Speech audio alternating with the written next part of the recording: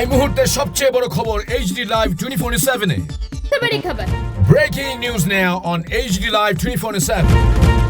A mass sit-in press program has been organized by the Sadar District Congress at the foot of the Vivekananda statue in front of Vivekananda Maidan on Monday over various electricity issues.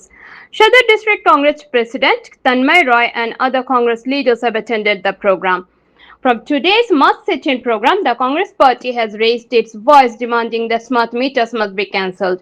They have also demanded that the increased electricity bill and additional charges added due to the fuel surcharge must be withdrawn immediately. আপনারা লক্ষ্য করছেন যে বিভিন্ন মাসুলের মাধ্যমে যেই ভোক্তাদের উপর যেই গলা কাটা অবস্থা, আগে আমরা দেখেছি যখন উনি শিক্ষামন্ত্রী ছিলেন তখনও শিক্ষার কি বেহাল অবস্থা করেছেন।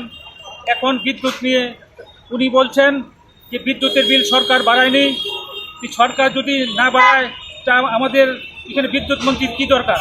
আপনিও অবিলম্বে পদত্যাগ করুন, বিদ্যুৎ মন্ত্রী থাকার আপনার দরকার নেই।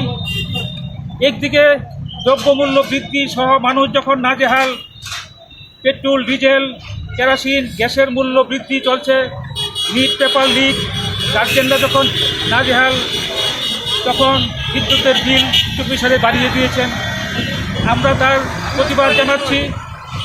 আপনারা লক্ষ্য করছেন সারা ভারতবর্ষের কী অবস্থা, খালি চোর চোর। একদিকে মন্দিরের টাকা চুরি করছে, একদিকে নিট পেপার লিকের প্রশ্নপত্র চুরি করছে, একদিকে ভোট চুরি করছে। এখন চোরের রাজত্ব চলছে। সেই জন্য আমরা বলছি অবিলম্বে বিদ্যুৎ মাশুল প্রত্যাহার করতে হবে, না হলে আমরা আন্দোলন চালিয়ে যাব। Bureau Report, AGT Live 24/7.